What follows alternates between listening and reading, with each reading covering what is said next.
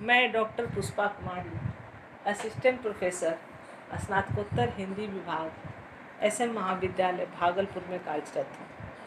आज मैं सूर्यकांत त्रिपाठी निराला की कहानी चतुरी चमार पर विश्लेषण करूँगी। निराला कृत चतुरी चमार कहानी स्नातकोत्तर हिंदी द्वितीय संभाग के विद्यार्थियों को उनके अष्टम पत्र में इकाई 3 के अंतर्गत दलित कहानियाँ शीर्षक में सम्मिलित है।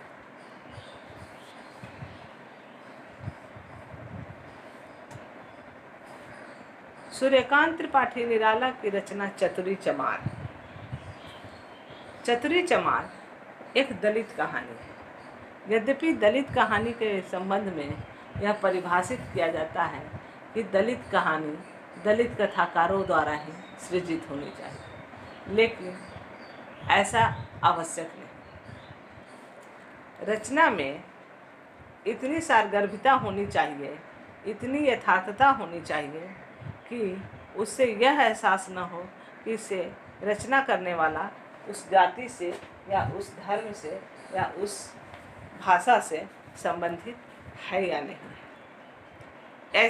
इसी ही श्रेणी में कवि, आलोचक, निबंधकार, कथाकार और पत्रकार न जाने कितने आयामों को छूते हुए बहुआयामी व्यक्तित्व के साहित्यकार सूर्यकांत त्रिपाठी निराला जी भी हैं। निराला के गद्य में एक ओर छायावादी रोमांटिक भावबोध है तो दूसरी तरफ प्रगतिवादी चेतना की यथार्थवादी प्रवृत्ति का संस्कार भी है। इतना ही नहीं, प्रगतिशील चेतना का विकास भी है। निराला के गद्य का जीवन संग्राम उनके कथा साहित्य में ही दिखता है। निराला के कथा साहित्य की विशेषता यह है कि उन्होंने कथा को केवल लिखा ही नहीं है, बल्कि उसके पात्र भी हैं और अन्य पात्रों के साथ उसको जिया भी है। निराला की कहानियाँ बेहद आत्मपरक हैं। आत्मवृत्ति में कल्पना की चाशनी डालकर समकालीन जीवन पर व्यंग करना निराला की अपनी विशेषता है। निराला प्रत्यक्षानुभव के साहित्यकार हैं। निराला के कहानियों में जो रूढ़ि विरोधी चेतना दिखती है वह किताबी अक्षरों तक ही सीमित नहीं है, उसके प्रत्यक्ष भोक्ता भी हैं। निराला के साहित्य में जो नवजागरण की चेतना व्याप्ति है वह उनके जीवन का अंग भी है। चतुरी चमार कहानी निराला का आत्मवृत्ति है और इसमें जिस बेबाक तरीके से सामाजिक रूढ़ियों का विरोध है वह सत्य वृतांत भी है। इसमें वंचितों के प्रति निराला की सहानुभूति का पता लगता है। इस कहानी में निराला ने जो ताना बाना बुना है वह अपनी बुनावट में कहीं न कहीं वे समस्याएं हैं जो हिंदी की जातीय चेतना से संबद्ध है। निराला की जातीय चेतना साम्राज्यवाद की उपनिवेशवादी नीति के विरोध एवं सामंतवाद के अवशेषों से जर्जरित सामाजिक संरचना में परिवर्तन के लिए सक्रिय चेतना ही सामाजिक चेतना के रूप में विद्यमान है। इस चेतना में साम्राज्यवादी शिकंजे से मुक्ति के लिए राजे महाराजे, जमींदार, जागीरदार, कारिंदे, प्रशासन तंत्र आदि तो सामंतवाद से मुक्ति के लिए सामाजिक कुरीतियों, पाखंड, जातिपात, छुआछूत, पंडित पुरोहित, मुल्लावाद, प्रगतिशील चेतना को कुंठित करने वाली यथास्थितिवादी शासन का विरोधी है। चतुरी चमार जो सन 1945 ईस्वी में रची गई थी, कहानी संग्रह से आई चतुरी चमार कहानी निराला के मन में साम्राज्यवाद और सामंतवाद विरोधी जातीय चेतना की घूम रही प्रतिकृति है। चतुरी चमार वर्ण व्यवस्था के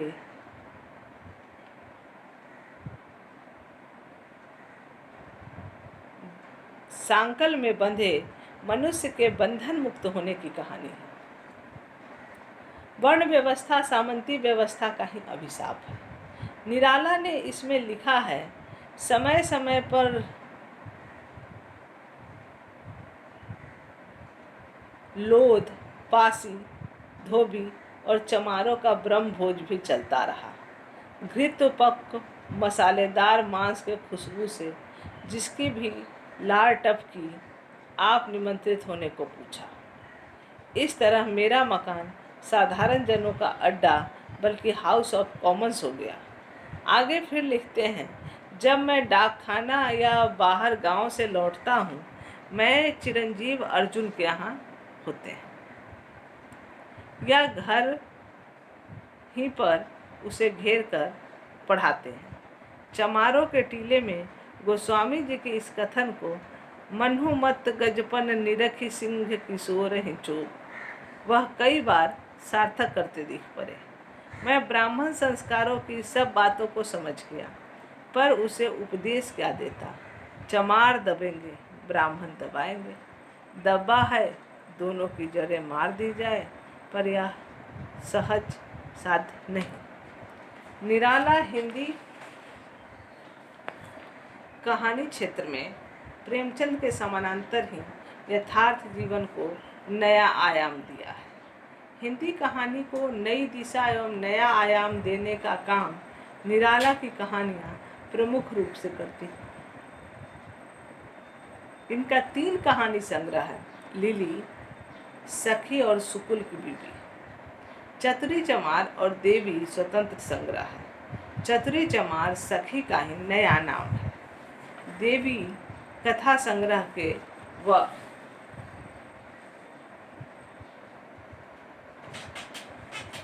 के बाद निराला चतुरी चमार की रचना की। इसमें वे देवी की अपेक्षा आशावान, अधिक संघर्षशील और जीवन चरित्र की सृष्टि कर सकने में चतुरी चमार का यथार्थवाद एक ओर भारतीय समाज की वर्णाश्रम व्यवस्था की उपयोगिता पर प्रश्न चिन्ह लगाता है, तो दूसरी ओर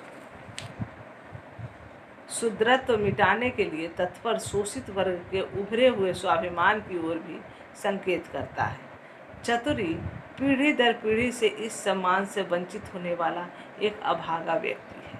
चतुरी चमार का यथार्थवाद चरस की पिनाक में निर्गुण के पद गाकर रात काट देने वाली छोटी जाति के लोगों की अभावों से भरी जिंदगी की मस्ती साकार कर देने वाली रचना है।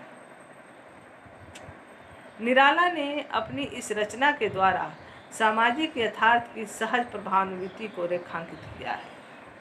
इसके समर्थन में डॉक्टर रामविलास शर्मा ने ठीक ही लिखा है, जिस दिन चतुरी जैसे साधारण व्यक्ति को अपने अधिकार का, अपने मनुष्यत्व का ज्ञान हो जाता है, उस दिन उसमें असाधारण शक्ति आ जाती है। शूद्रत्व का कैसा अंत होता है, निराला जी ने यह तत्व चतुरी के जीवन से समझा। अब्दुल चर्च में जूतों के दर्ज होने पर चतुरी को जो खुशी होती है, वह इसलिए उसकी दास भावना मिट रही है। निष्कर्ष, उपर्युक्त विवेचन से सिद्ध होता है कि निराला के चतुरी चमार कहानी में राजसी वैभवशीलता पर व्यंग, जमींदार और पूंजीपतियों के अत्याचार का कथन, दलित वर्ग की दशा का चित्र हमारे सामने उपस्थित करने वाली शोषक वर्ग की कहानी है। कथोपकथन एवं चरित्र चित्रण दोनों में निराला कुशल चित्रकार के रूप में समाज के दलित शोषित वर्ग के पात्रों के माध्यम से कुछ मौलिक चरित्र का भी निर्माण करने में भी सफल है, जिसका उदाहरण स्वयं चतुरी है। जहाँ तक भाषा शैली का सवाल है, निराला की भाषा प्रेमचंद स्कूल की भाषा से मिलती जुलती है। नित्य प्रति के व्यवहार में आने वाले शब्दों के प्रयोग से भाषा धारदार, व्यवहारिक एवं अर्थवत्ता लिए हुए। कई बार निराला का व्यक्तित्व उनकी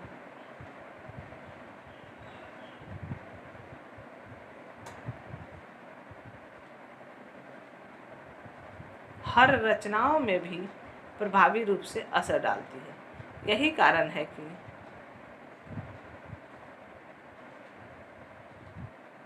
भावुकता समन्वित तथा संस्कृतनिष्ठ भाषा पदावली से युक्त होकर भी जनसाधारण की भाषा होने के कारण सर्वग्राह और सरल है।